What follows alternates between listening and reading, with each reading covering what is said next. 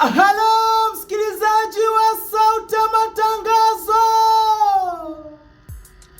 tumepokea taarifa mbaya za huzuni, taarifa za simanzi, taarifa za majonzi, taarifa za msiba kutoka kwa familia ya Alex Nyelele Mwandemba wa hapa Matundasi Chunya.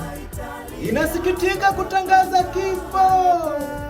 kifo cha mpendwa wao, mtoto wao Latifa Alex Mwandemba mwenye umri wa miaka 1 na miezi 7, kilichotokea tarehe 6 mwezi wa 7 mwaka 2026 majira saa 12 jioni huko nyumbani kwao alipokuwa akiendelea na matibabu.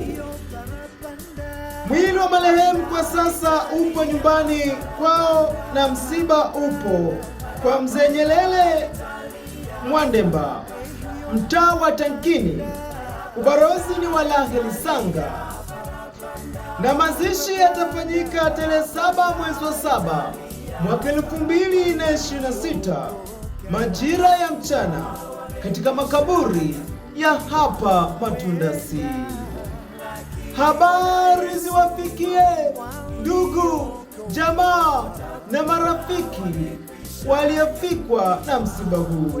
Taarifa hii imetolewa na Stella Nyelele Mwandemba, mwanafamilia. Aidha, Sauti ya Matangazo tumepokea kwa mshtuko na simanzi taarifa za kifo cha mtoto Latifa Alex Mwandemba. Kwa masikitiko makubwa tunatoa pole kwa familia, pia tunaungana nao katika kipindi hiki kigumu cha maombolezo.